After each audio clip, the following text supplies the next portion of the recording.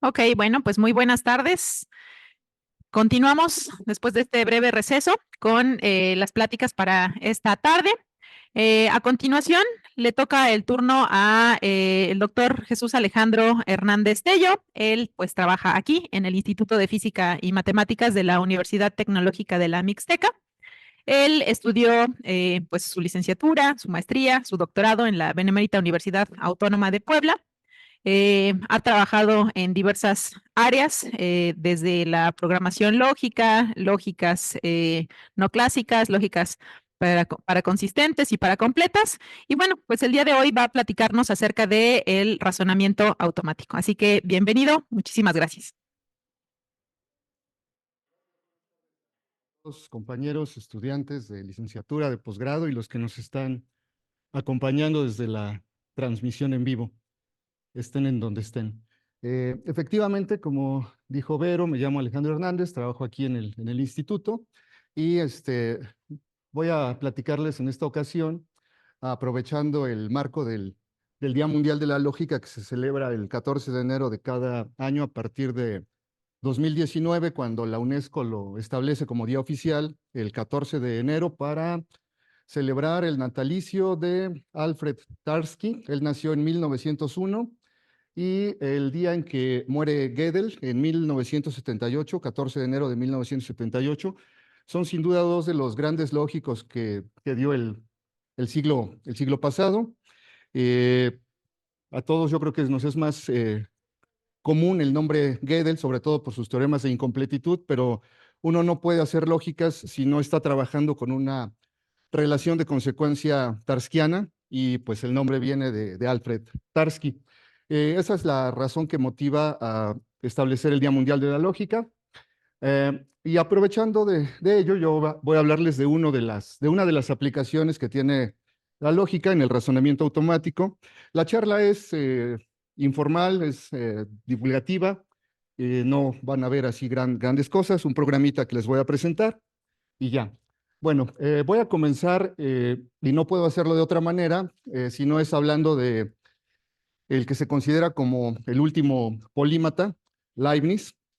Eh, Ustedes como dicen las caricaturas, ustedes lo han de recordar por la batalla el pleito que se aventó con Newton por la autoría del cálculo, pero pues no fue su única, no es la única cosa de la que se le atribuye la paternidad, ¿no? Entre las otras cosas está el razonamiento automático, no la lógica en sí, sino el razonamiento automático.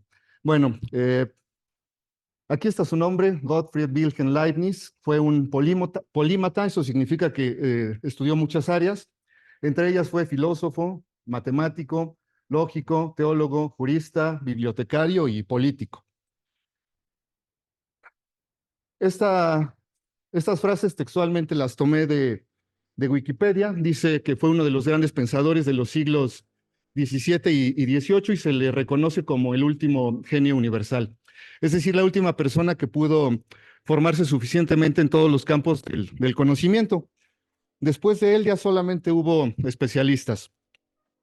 Bueno, aquí está su foto. Y si uno quiere saber qué tan bueno o qué tan malo es, siempre hay que preguntarle a los que no les caes bien. Y ahora bueno, formalmente son detractores, ya se puso de moda la palabra hater, pero entre sus grandes haters de Leibniz está Diderot, que él lo trataba de manera bastante benevolente.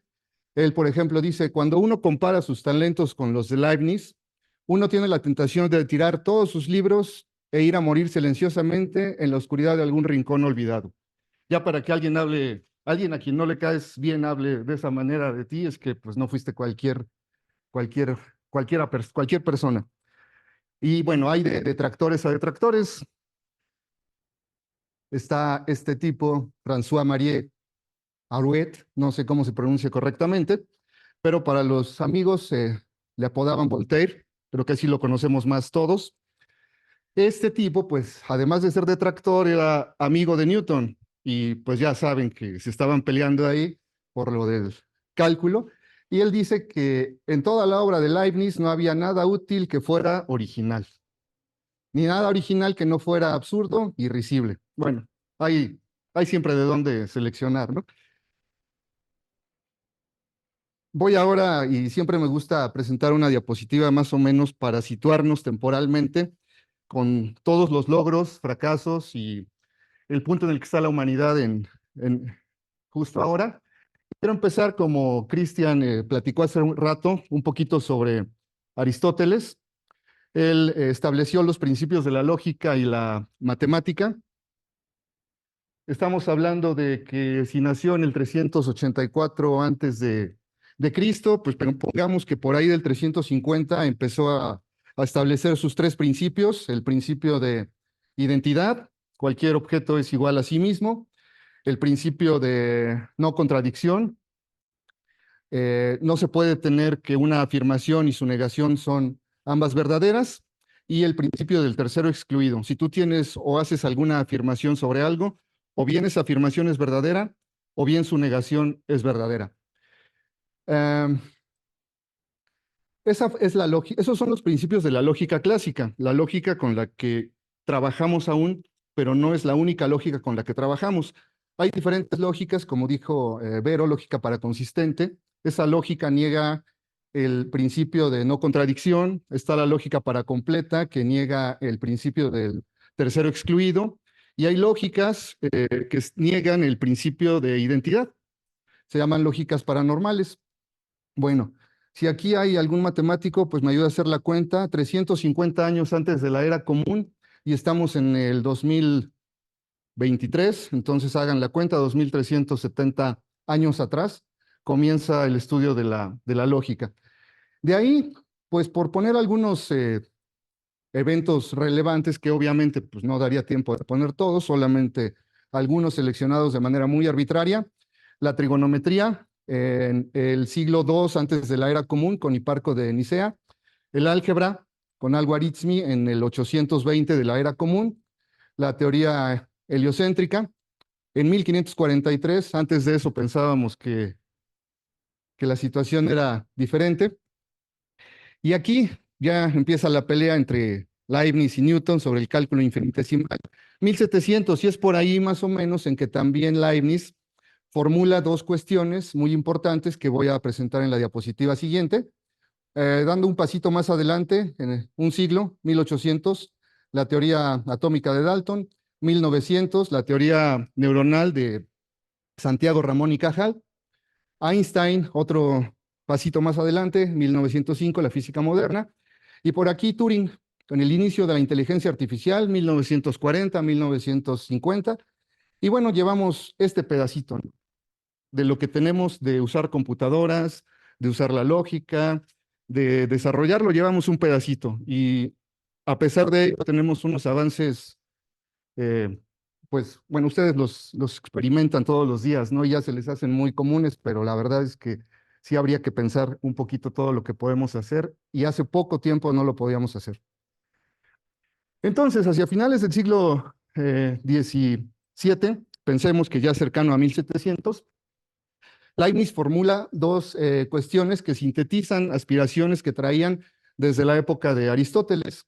Por ejemplo, disponer de un lenguaje universal, lengua característica, en el cual poder expresar cualquier idea. Entonces vamos a retener unos minutos en nuestra mente estos dos principios: el de la lengua característica, disponer un lenguaje universal en el que poder expresar cualquier idea; y segundo, mecanizar cualquier razonamiento, lo que se conoce como el calculus ratiocinator, algo así se supone que se debe pronunciar. Bueno, eso se anticipó, y aquí está entrecomillado 2 siglos a la lógica matemática o un álgebra de la lógica, porque esto se formula antes de 1700. Y es hasta 1847 con 2 trabajos muy importantes que mencionó Cristian al principio, que se retoma el estudio de la lógica matemática. Y bueno, desde el punto de vista analítico, el cálculo el cálculo ratiocinator constituye un motor de inferencia formal, lo cual es equivalente a un programa de ordenador que puede ser diseñado para que efectúe cálculos diversos. Aquí está la fecha exacta, 1847. Y lo que les presento aquí fue lo que presentó Cristian, el análisis matemático de la lógica presentado por Bull. Aquí está la fecha, en chiquito no se ve, por eso la puse grandota. Y no es el único trabajo que da lugar al nacimiento de la lógica matemática. También en este año, MDCCXLBI, o sea, el mismo año, 1847, De Morgan, aquel por el que tenemos las reglas de De Morgan, las leyes de De Morgan, pues publica esto, ¿no? Lógica formal o el cálculo de la inferencia, necesidad y demostrabilidad. Estos dos trabajos son trabajos fundacionales en el área de la lógica matemática, es decir, marcan la barrera en la cual se comienza a estudiar la lógica. Estamos hablando de 1847 y avanzamos 12 años a 1869 y tenemos el trabajo de William Stanley Gibbons. Él construye esto. ¿Qué es esto? Bueno, se llama piano lógico. El piano lógico era una máquina, esa máquina, que de hecho se encuentra en el Museo de Historia de la Ciencia de la Universidad de Oxford y funciona todavía.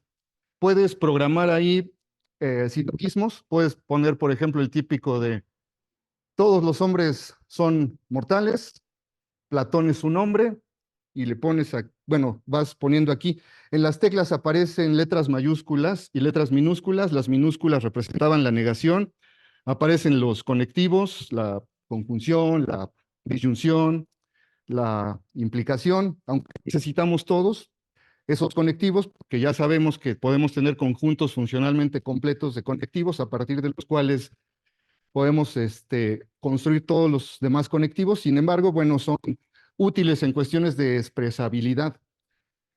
Y bueno, le pones a que trabaje, lo corres mecánicamente y te va a responder efectivamente que Platón es mortal. Todos los hombres son mortales, Platón es un hombre, por lo tanto Platón es mortal. Hay un video en YouTube en donde puedes ver el funcionamiento, es el video del Museo de la Historia de la Ciencia.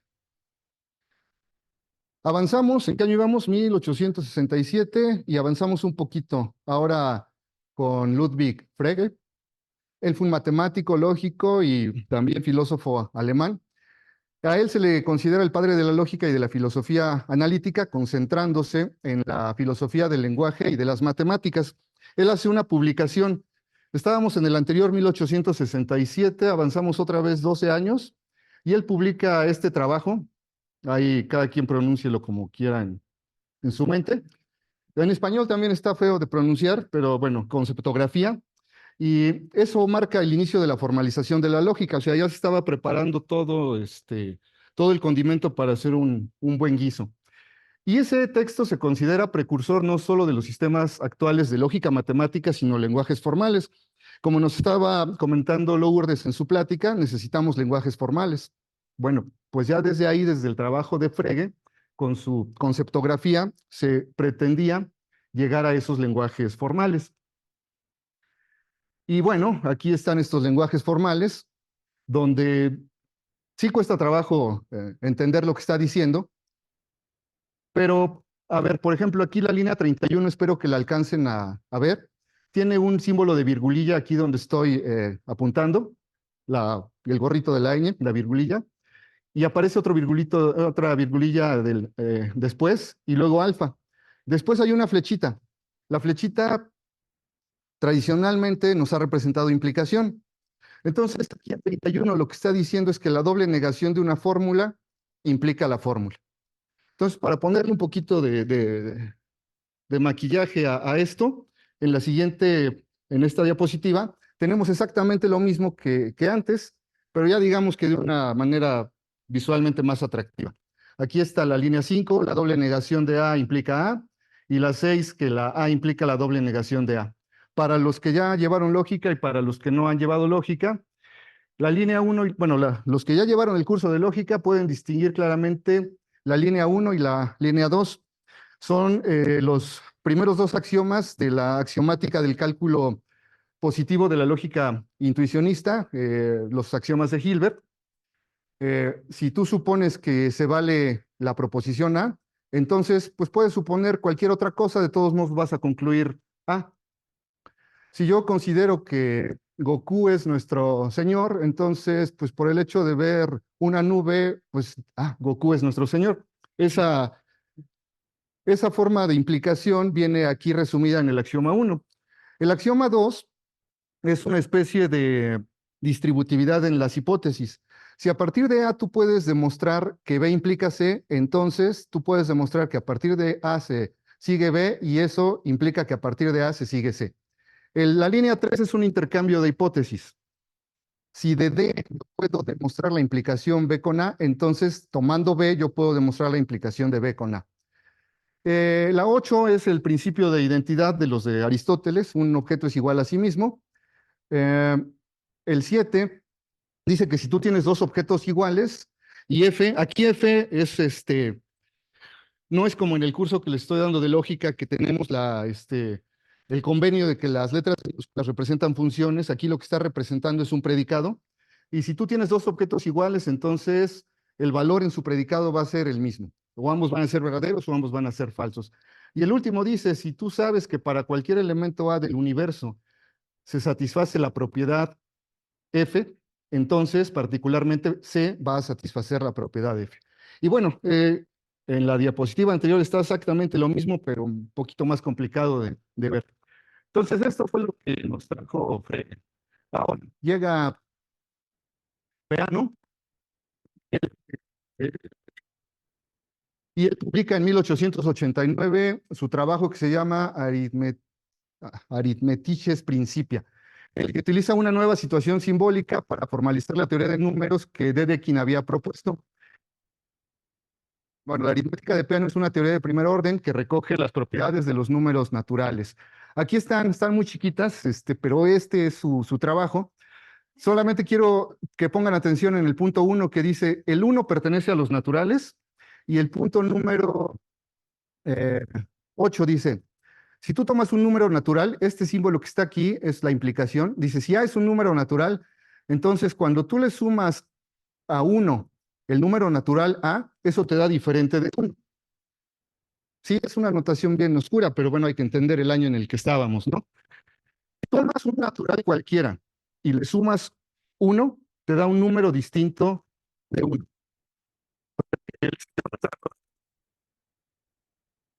Algunos dirán que sí, algunos dirán que no, pero son las axiomáticas que se ponen. No hay que pelear nada.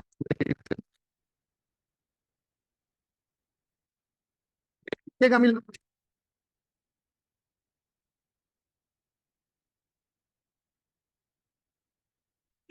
para fundamentar las matemáticas. Y entonces, en 1910, Russell y Weikart publican el primer volumen de la Principia de Matemáticas de continuidad.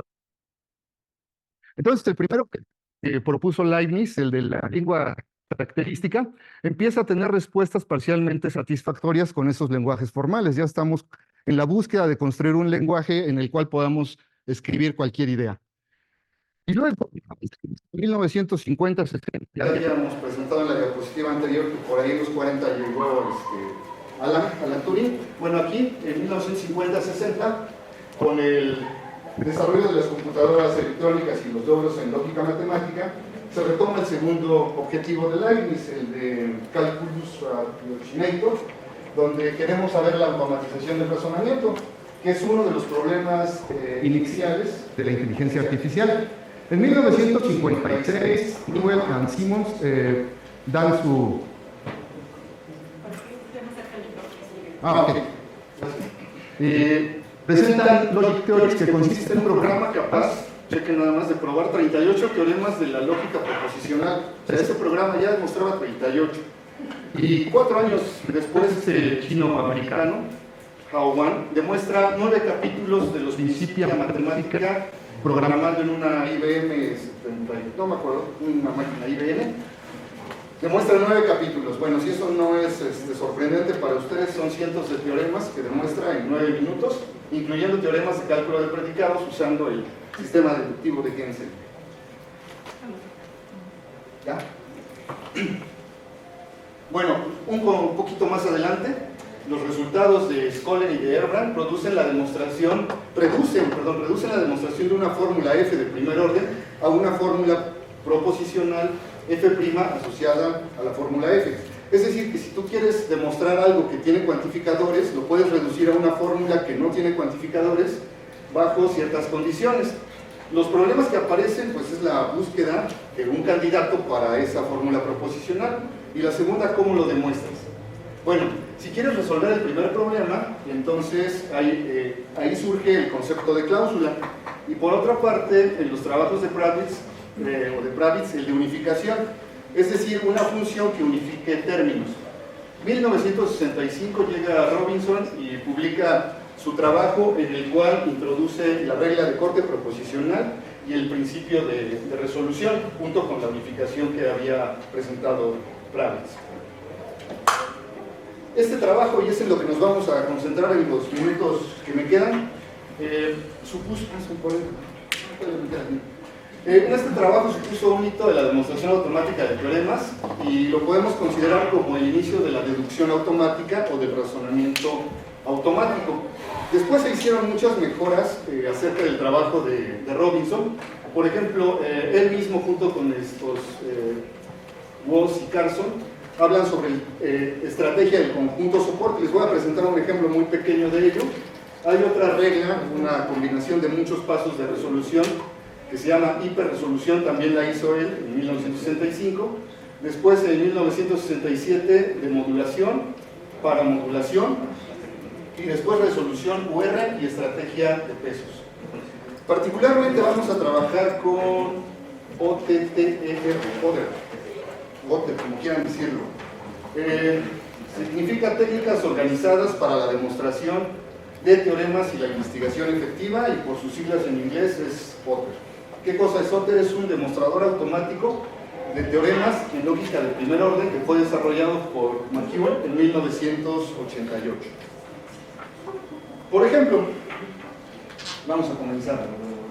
Supongan que queremos averiguar si el conjunto formado por las fórmulas proposicionales P o Q, no P o Q, P o no Q, no P o no Q es inconsistente. ¿Eso qué significa? Pues que no hay un modelo, lo cual significa que no haya una asignación de valores de verdad a las letras P y Q que satisfagan a cada uno de los elementos del conjunto. O sea que no me pueden, bueno, quiero averiguar si me pueden decir, mira, toma P1 y a Q0 y ya se va a satisfacer cada una de las fórmulas. Bueno, para trabajar con esto en OTTER necesito usar el lenguaje de las cláusulas. ¿Y qué cosa es una cláusula? Bueno, una cláusula es una disyunción de literales positivas y literales negativas, en general literales. En OTTER la negación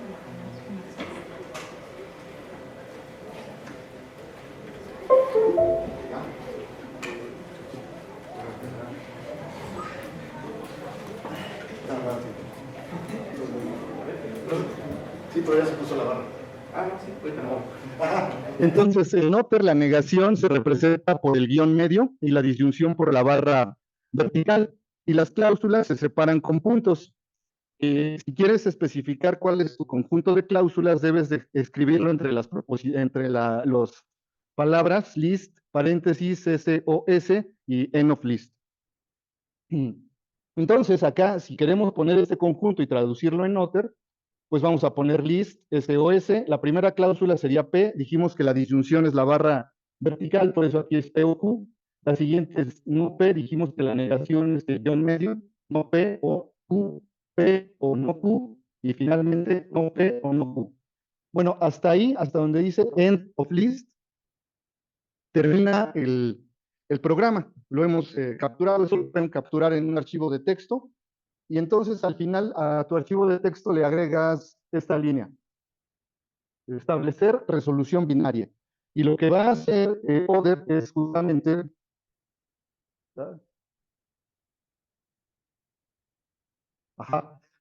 trabajar con resolución binaria. ¿Qué es la resolución binaria? La resolución binaria es una regla de inferencia como lo es modus ponens, modus tollens, silogismo hipotético, cualquiera de ellas. De hecho, es más general que cualquiera de ellas porque escribiendo cualquiera de las otras reglas con forma clausal, resolución binaria lo subsume. Aquí diría, si se vale L1 o se vale L2 o se vale LI o se vale A o se vale LI más 1 o LN. La primera línea es una hipótesis. Se vale esto o esto o esto o esto. Si analizamos la línea de abajo, tiene otras premisas, ahora con M. Pero hay una cosa en la que se parecen mucho. Aquí aparece A y aquí aparece la negación de A. Entonces, a partir de tener eso, vas a construir una nueva cláusula en donde vas a tener todo lo de L excepto A y todo lo de M excepto no A. Es decir, vas a cancelar eh, las literales complementarias. Entonces, una de las bondades que tiene esta regla de resolución binaria es que es adecuada. Esto significa, en otros términos, que la conclusión es consecuencia lógica de las premisas. Entonces, si tú quieres demostrar, como tenías planteado inicialmente, el objetivo de averiguar si un conjunto dado es inconsistente, pues obtén nuevas cláusulas mediante resolución. Si después de obtener esas nuevas cláusulas mediante resolución llegas a una contradicción, entonces necesariamente necesariamente tu conjunto dado era inconsistente. Y aquí, otra vez el mismo programa que les platiqué, pero después de ejecutarlo me devuelve este archivo en donde me dicen las primeras líneas, las primeras 4 líneas, las hipótesis con las que empecé. La línea 5 me dice, mira, voy a hacer una resolución binaria entre 2 y 1. Aparece 2.1 y el punto 1 se refiere al objeto que está en la primera posición de la cláusula 2, o sea, no P. Y luego 1.1, el primer objeto de la primera línea. Entonces cancelas P con no P y obtienes Q. Así es la resolución. Tienes dos complementarios, los cancelas y te quedas con el resto. O te deberías de quedar con Q o Q, ¿ok? Pero Q o Q es equivalente a Q. Bueno, después haces una resolución binaria entre 3 y 5 y obtienes P. Finalmente, enseguida una resolución entre 4 y 6 y obtienes no Q. Ahora, si analizas la línea 5 y la línea 7, tienes una contradicción. Y esa contradicción la representas con el símbolo de pesos y la letra F, que está diciendo llegaste a la cláusula vacía o a una contradicción. Por lo tanto, tu conjunto de cláusulas resulta ser un conjunto inconsistente. Y acá lo que hemos usado hasta el momento es resolución binaria para un conjunto de cláusulas de lógica proposicional. Pero si queremos profundizar un poquito, podríamos tratar de averiguar qué pasa con con lógica de primer orden. Y aquí ya tenemos variables. Tenemos, es falso P de X o Q de X, y eso para todo X en el universo. Aquí P de A, el acuerdo es que las primeras letras representen constantes, las primeras letras del alfabeto representen constantes y las últimas letras variables.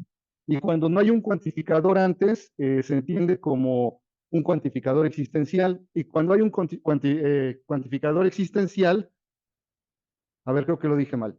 Cuando no hay un cuantificador al principio, se entiende cuantificador universal.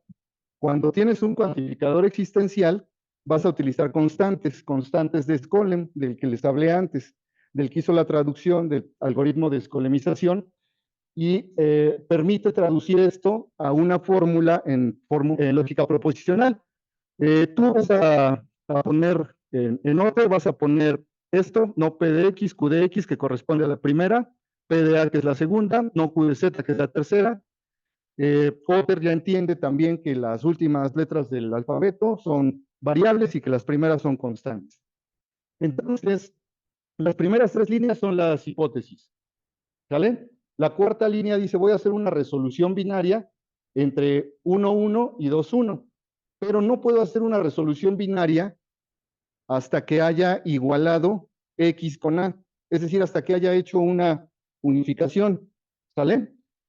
Esa unificación se realiza mediante una función que se llaman unificadores y estamos interesados en los unificadores de máxima generalidad. La unificación que sale de manera natural, pues se vale para todo X, ¿no? Pues entonces haz que X valga A y se va a valer no P de A, Q de A. Si haces resolución, te vas a quedar con Q de A. Por eso tiene esto de acá. Y luego, ahora con 2 y perdón, con 4 y con 3, puedes otra vez unificar, haciendo que Z sea A y concluyendo que tienes una contradicción. Por lo tanto, este conjunto es inconsistente. La regla de resolución binaria para lógica de predicados es esta de acá, que se parece un montón a la anterior, pero aquí se le agregó una S. Esa S representa el unificador de máxima generalidad. Lo que les había dicho, mediante el procedimiento de Skolem, si tú tienes un conjunto S, puedes construir un conjunto de cláusulas S', de modo que S es inconsistente cuando S' es inconsistente. Y eso es lo que nos permite, por ejemplo, acá tienes para todo X, P de X implica Q de X, P de A, y es falso que existe Z, Q de Z. Entonces lo pones así, all, para todo X, P de X implica Q de X, P de A es esto de acá, es falso que existe Z tal que Q de Z, y ahí terminas con tus premisas. Y aplicas resolución binaria, y después de transformar eso con el algoritmo de Skolem, se reduce al ejemplo anterior. Para todo X lo eliminas, y tener una implicación en la forma clausal solamente tiene disyunciones de literales, no hay implicación, pero la implicación se puede transformar, es equivalente a la negación del antecedente disyuntada con el consecuente, por lo tanto acá tienes no P de X o Q de X, esto de acá. En la segunda, pues P de A lo dejas como está. Y el tercero, ¿qué cosa es la negación de un cuantificador existencial? Pues un cuantificador universal, y la negación se va directo a la matriz, al predicado. Entonces lo que te queda aquí es falso Q de Z. Y bueno, se reduce al caso anterior. Otra de las aplicaciones o cosas que se pueden hacer en Noder es preguntar o analizar la consecuencia lógica. Si tú quieres saber que una fórmula F es consecuencia lógica de un conjunto de fórmulas S, se reduce a que demuestres que si a S le unes la negación de lo que quieres demostrar, eso es inconsistente. Por ejemplo, en el ejemplo que hemos revisado, vimos que este conjunto es inconsistente. Esto significa que si yo tomo nada más como hipótesis las primeras tres, voy a tener como consecuencia lógica esta, pero como que factorizando una negación. Si yo factorizo una negación, tendría aquí no P y Q, la negación de la conjunción de P y Q. Se lo quitas porque aquí te está diciendo que si este unión no F es inconsistente, entonces F es esta. La negación de esto sería, es falso P y Q, o sea, es falso P o es falso Q. Entonces esto es consecuencia lógica del conjunto. Bueno, eso también lo puedes hacer en Other. A ver, está un poquito más aterrizada. Supongan que saben que los caballos son más rápidos que los perros. Y saben que algunos galgos son más rápidos que los conejos. Saben además que Lucero es un caballo y que Orejón es un conejo. Por lo tanto, Lucero es más rápido que Orejón. Bueno, hay que adecuar el lenguaje para meter eso en un archivo de texto y poder ejecutar ODE. Lucero lo vamos a representar con Lucero, orejón con orejón. Caballo X representa que X es un caballo. Conejo X representa que X es un conejo. Galgo X que X es un galgo. Perro X que es un perro. Y más rápido XY, este está diferente de los anteriores porque tiene dos argumentos. Te indica que el primer argumento X es más rápido que el segundo argumento Y. Entonces, con esto puedes representar la información que tienes arriba. Por ejemplo, para la primera línea, para todo X y para todo Y, X caballo y Y perro implica que X es más rápido que Y. ¿Esto dónde lo decimos? Acá. Los caballos son más rápidos que los perros. O sea, cualquier caballo es más rápido que cualquier perro. El segundo dice, algunos galgos son más rápidos que los conejos. Entonces, existe un X para que X es un galgo y para cualquier otro Y, siempre que Y sea conejo, entonces el galgo es más rápido que Y. ¿Sale? Esa es la segunda hipótesis. Lucero es un caballo, pues caballo lucero, orejón es un conejo, orejón conejo. Y lo que quieres concluir es que Lucero es más rápido que orejón. Pero hemos visto que lo que quieres concluir hay que agregarlo como de forma negada al conjunto de hipótesis. Entonces, pues aquí lo agregas con esta. ¿Dónde está? Ahí está. Es falso que el lucero sea más rápido que Orejón, que es lo que quieres concluir. Y esta última línea no aparece en ningún lado. Sin embargo, la necesitamos. Dice, a ver qué dice. Es la transitividad. Si X es más rápido que Y y si Y es más rápido que Z, entonces X es más rápido que Z. Y hay que agregarlo para que pueda hacer esos enlaces el programa. Bueno, otra vez, resolución binaria, lo ejecutas y te da esta salida. Hay líneas que están omitidas. En total son 37 líneas, pero va haciendo las sustituciones hasta que llega la cláusula vacía. Por lo tanto, el programa te está verificando un teorema. Las modificaciones que les hablaba, entre las modificaciones de las que les hablaba está la del conjunto soporte. Y la del conjunto soporte dice, no vas a considerar todas las hipótesis de manera bruta, digamos, no vas a hacer todas contra todos, sino vas a dividirlo en un conjunto que ya sabes a priori que es consistente y un conjunto que no es, bueno, que no sabes, pero tienes uno que sí es consistente. Y entonces vas a tomar resolventes, que son las cláusulas que tomas nada más entre el conjunto consistente. Al hacer esa implementación, la demostración de la página anterior se reduce de 37 líneas a 25 líneas. Hay otra que es una resolución UR, es decir, hacer muchos pasos de resolución al mismo tiempo, eliminar varios, y ahí la demostración anterior se reduce de 37 a 15. Lo que está aquí es el esquema de cómo funciona la resolución UR. También hay otra hiperresolución que esa lo reduce aún más de 37 a 13 y de momento yo creo que es suficiente con que nos quedemos con la idea de que es una modificación sobre la regla de inferencia. Hay otra que es para modulación y en esa paramodulación lo que se intenta es tratar con la igualdad. Queremos tratar con la igualdad, por ejemplo, sí, para terminar, con un teorema de esos que vemos en álgebra moderna. Si tienes un grupo y tienes que el E es el elemento neutro del grupo, tú quieres demostrar que si se cumple que cualquier elemento del grupo, al multiplicarlo por sí mismo, te da por resultado el neutro, entonces G es abeliano. Bueno, pues necesitas poner esto que está aquí al lado izquierdo, son los axiomas de la teoría de grupos. Por ejemplo, aquí la última es la asociatividad. Las otras son la existencia del neutro. Bueno, pues la pones así, lista usable, terminas, pones la propiedad como hipótesis X por X es igual a E, y dices A por B es distinto de B por A. O sea, estás negando la conclusión. Bueno, si haces la resolución así como está, te salen 756 pasos, que, bueno, yo sé que no les espanta mucho porque las computadoras lo hacen muy rápido, ¿sí? Pero si utilizas una nueva técnica que se llama, bueno, no una nueva técnica, otra técnica que se llama de moduladores, se reduce a 541 pasos.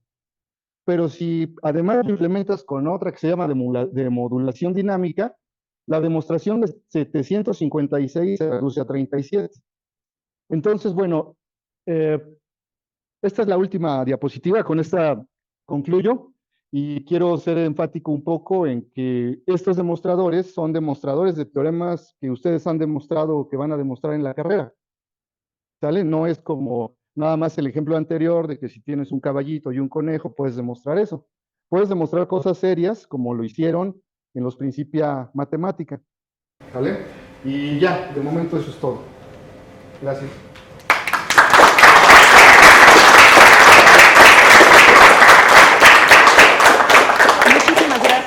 Bueno, pues estamos justos de tiempo. No sé, tal vez quede tiempo para una pregunta. Si alguien tiene interés en hacer alguna pregunta, algún comentario. Sí, Fer, te paso el micrófono.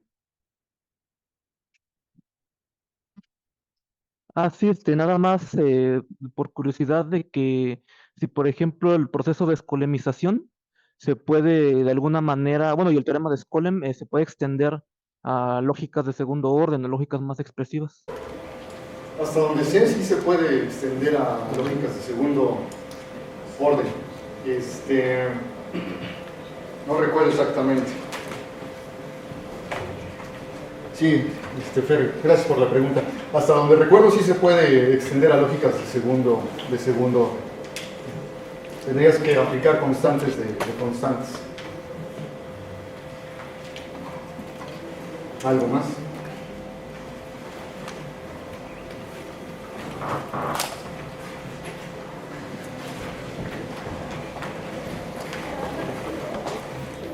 Ok, bueno, gracias, a ver, no sé si me escuchas. Sí, claro.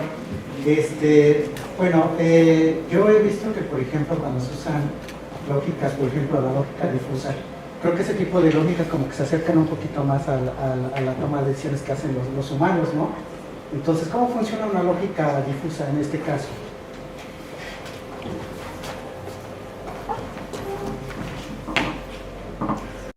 Gracias, Tomás, por la pregunta. La lógica difusa no la utilizas aquí, Oder no la implementa. Hay muchos demostradores automáticos, una gran colección de demostradores automáticos, no sé si alguno de ellos la use. Sí tienes razón, la lógica difusa es una de las formas de modelar la forma en que razonamos los humanos, eh, tomando un conjunto de grados de verdad, una función que te distingue si algo es cierto o qué tan cierto lo es. No es la única lógica que trata de apegarse más a la forma en que razonamos ahora. Por ejemplo, en matemáticas, si tú en algún momento de tu demostración obtienes P y no P, a partir de ahí ya obtienes cualquier cosa. Puedes obtener cualquier conclusión. Si tú vas manejando por la avenida y llegas a la rotonda y el semáforo está en rojo y está en verde, pues tienes P y no P, pero no te pasas o no empieza a volar tu auto, no obtienes cualquier cosa. Entonces hay otras formas de razonamiento. En ese caso, por ejemplo, se utiliza la lógica para consistente, que también se puede implementar, pero necesitamos para la lógica para consistente un mínimo de 3 valores. Hay otras, bueno, hay muchas lógicas que van tratando de modelar el razonamiento humano.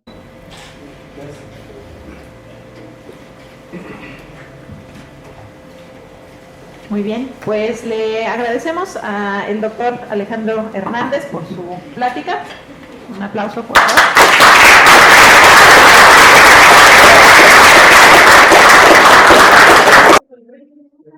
Muchas gracias. Sí, creo que por ahí había alguna pregunta extra, pero pues la vamos a tener que dejar para